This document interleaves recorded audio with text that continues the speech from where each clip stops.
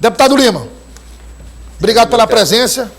Eu disse para o senhor que o senhor estava... O senhor disse, não, só depois da apuração, não pode... Segundo o professor Antônio José Medeiros, na eleição... E mineração? Você conta os votos na eleição, antes de entrar, mas só vale os votos que saem da urna. Porque na maioria das vezes, nunca bate a conta dos que entram e os que saem. Esse é o perigo, deputado. Pode ficar à vontade, por favor. Obrigado. Deputado Lima, com quem eu vou conversar a partir de agora. Deputado Lima, obrigado, parabéns pela reeleição, pela vitória. E, como o senhor disse, a eleição nunca é fácil, mas como a gente prevê aqui, né, João, as nossas previsões dos deputados, nunca o deputado Lima, nem de longe, esteve fora da relação dos 30 deputados estaduais. Parabéns pela vitória e, ao mesmo tempo, um prazer recebê-lo de volta aqui. Bom, o prazer é sempre nosso estar aqui com vocês, né, que fazem esse trabalho aqui muito sério, muito competente, né? E tem um ditado popular que eu confio muito: quem trabalha, Deus ajuda, né? E eu sou muito grato às pessoas pelo reconhecimento do nosso trabalho, pela forma séria, dedicada, ética, responsável de fazer política. Então isso tem dado certo, eu acredito nisso. O senhor, como engenheiro agrônomo, pode adotar outro ditado: quem planta, colhe. E hoje é dia do engenheiro agrônomo. Pois é, parabéns também pelo dia do engenheiro agrônomo. Hoje é dia, amanheci o dia cuidando dos meus carnês, da minha horta. Hoje é dia de Nossa Senhora Aparecida, dia das crianças e do engenheiro agrônomo também, né? Deputado, eu queria aproveitar aqui para a gente começar, já falando da eleição estadual, e obviamente que todo mundo, quando fala dos cargos majoritários, tem sempre uma preocupação, quer dizer, no caso do PT, o Wellington Dias, Senado, Rafael Fonteles, governo do Estado, o ex-governador Wellington Dias já é um veterano nas eleições, Rafael Fonteles, como a própria revista Veja colocou, debutava, né? Ou seja, era a primeira vez... novinho. Que o governo... Novinho até a idade, 37 anos, né? Era a primeira vez que Rafael Fonteles... Veja, participar de política é uma coisa, participar no sentido de acompanhar e tal, concorrer é outra história. É outra. Então, foi a primeira vez que Rafael Fonteles concorreu em uma eleição. E terminou a eleição com mais de 57% dos votos válidos. Qual a avaliação que o senhor fez desse resultado? A gente conversou dias antes sobre isso, o senhor falando desse trabalho que a federação fazia para superar esse problema do desconhecimento de Rafael Fonteles, ou seja, era um nome que ainda não era muito conhecido do piauiense, mas agora, depois do pleito terminado, com o resultado, com a avaliação que o senhor faz? Primeiro, é o reconhecimento de um trabalho, na minha avaliação. E outra é a força do conjunto. Eu dizia também nesse dia que eu acho que 3 coisas eram fundamentais que me dizia que o Rafael seria eleito no primeiro turno. O fato dele ser a novidade, não só na eleição, mas é uma liderança nova aqui no Piauí, que apresenta aspectos novos na gestão, que já tem uma experiência na gestão, que tem convicções políticas, né? O segundo era o conjunto. Tem um time que organizou, e aí a gente tem que dar todos os méritos a ele, mas dar ao nosso ex-governador Wellington, que montou isso. O Wellington é muito bom em montar essas... Se a gente considerar, o senhor fala time, se a gente considerar os candidatos a deputado estadual e os candidatos a deputado federal e os municípios e regiões que eles representam, todo o Piauí estava dentro daquela federação, né? Exatamente. Municípios, às vezes, representados por 2, 3 nomes. Os polos, as cidades polos, por exemplo, o caso de Pix, tem uns 4 ou 5 Não, nomes. Pix foi a superbancada, né, João? Foram 5 deputados. Você tinha candidaturas eleitos. Da região de Parnaíba, da região de Piripiri, da região de Esperantino, nós éramos 4 ali. Da região de Pix, da região de São Raimundo, Campo Maior. De Campo Maior. Então, isso dá capilaridade, né? Isso permite você chegar à representação. Aliás, ali em Campo Maior, com exceção de Campo Maior, que o prefeito apoiava o candidato Silvio Mendes do União Brasil, dali, indo para Juazeiro, Cifredo, Castelo, todos os prefeitos apoiavam o candidato Rafael Fonteles. Rafael, Não, Tinha aí em torno de 100 nomes que de fato apoiavam o candidato Silvio Mendes, e todos os demais apoiavam o Rafael, né? E tinha essa capilaridade. O outro era o próprio efeito Lula, né? A gente sabia que isso, no final das contas, ia somar também esforços, né? Então, como de fato somou. O Rafael é matemático, né? Eu digo, ó, bicho, mas a matemática, bom na matemática eleitoral é o Wellington, né? Que ele só tem duas operações. Pois a matemática eleitoral ela tem uma dinâmica diferente, né? O Wellington só tem duas operações, somar e multiplicar. Na tua matemática aí tem 4, somar, multiplicar, dividir e diminuir. O Wellington nem divide nem diminui. Então, mas assim, eu acho que isso tudo, ela repercute, ela reflete o momento em que a gente vive. Eu acho que o Piauí estaria perdendo a oportunidade de ter, como disse o Lula, um sangue novo na política e na gestão. Acho que o Wellington teve um papel muito importante do ponto de vista da gestão, mas principalmente do ponto de vista da política, de organizar esse time.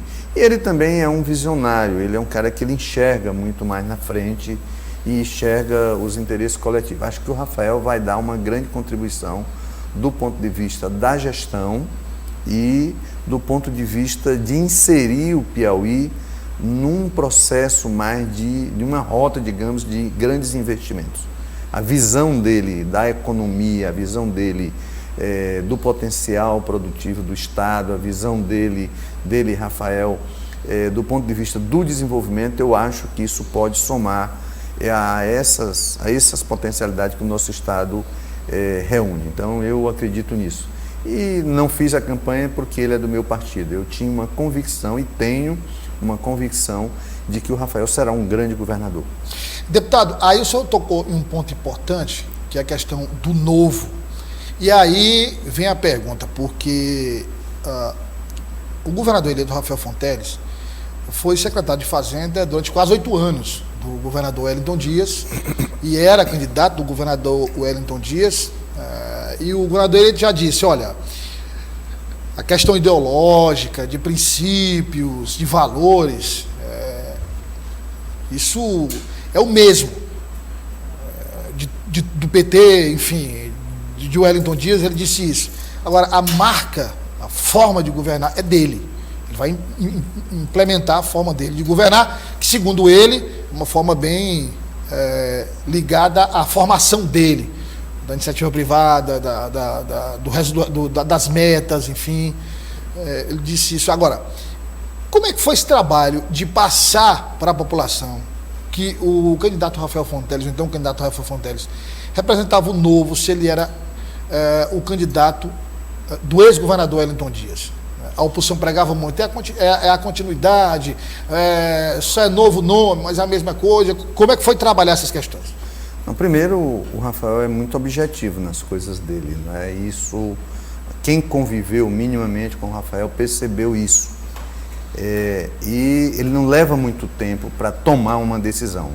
Ali, rapidamente, isso é possível, isso não é. E essa é uma característica importante de quem está na iniciativa privada, quem tem que tomar decisões importantes. Não tem aquela história do amaciamento que às vezes a política faz para poder dizer um sim ou não, mas dizer de uma forma que não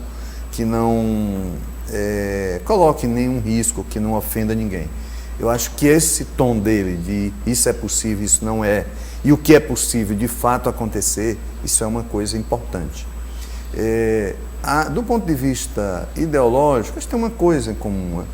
Isso é uma coisa do partido, isso acho que o Rafael herdou do próprio pai, essa sensibilidade com o social, do cuidado com as pessoas mais humildes, mas também olhar para frente que existe um mercado, que existe uma dinâmica na economia. Uma nova realidade econômica. Que precisa também andar ao lado dela. Eu acho que isso é importante. Que, aliás, é uma realidade que, pela idade e pelo ramo de atividade, enfim, ele está muito familiarizado. Eu conheci o Rafael, assim, quando eu conheci ele já atuava profissionalmente. E sempre me chamou a atenção esse pragmatismo dele. Agora, E por outro lado, o time, o partido, o conjunto que tem aí vai ajudando, digamos assim, a lapidar algumas coisas. Ele reconhece isso. Eu lembro de um debate que fizemos com ele uma certa vez sobre o papel que tinha a agricultura e que tem a agricultura familiar, não só do ponto de vista social, mas do ponto de vista também do ponto de vista social, mas do ponto de vista da economia. Então, apesar de ela não representar a maioria no PIB, até porque os instrumentos de mensuração do peso dela só foi utilizado de 85 para cá, aliás, de 2005 para cá. Então é muito recente. Antes era meramente figurativa, o IBGE não mediu, o Censo Agropecuário não media, mas ela tem um papel na ocupação da mão de obra, na geração de renda, no envolvimento de pessoas. E ele disse assim, eu lembro, a gente estava voltando de Unicef, de fato, você tem esses dados? E tem, eu vou lhe apresentar. E a partir dali, quando ele se convence de uma coisa, rapidamente ele processa e ele segue. Então essa é uma característica boa também. Eu não estou ali por uma questão dogmática, eu estou ali para compreender, até que me convença o contrário. Se de repente tem um argumento bom, eu incorporo.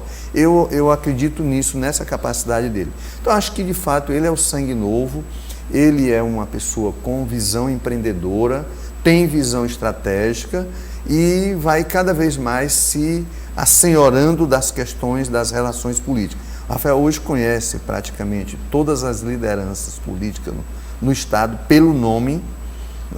Ele tem uma memória assim, fantástica, você discute um detalhe, às vezes as vírgulas, meses depois ele consegue lembrar. Isso é uma característica. Aí é outra realidade, né? Porque ele, como secretário de Fazenda durante quase 8 anos, permitiu que ele conhecesse bem a máquina administrativa. Exato. Porque a Fazenda lida com todas as secretarias, todos os órgãos. Então, e essa convivência com o governador e tudo isso permitiu que ele conhecesse bem a máquina. E a campanha permitiu que ele conhecesse o lado político.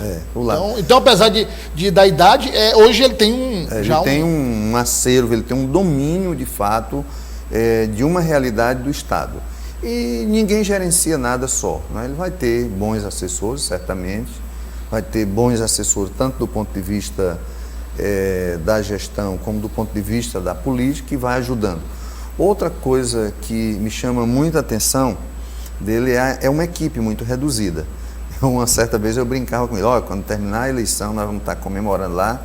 Aí nós estamos dizendo, rapaz, tanto que o finado Chico Lucas, o finado Marcelo, porque é uma equipe bem pequenininha, eu digo, tu vai matar esses meninos, Rafael.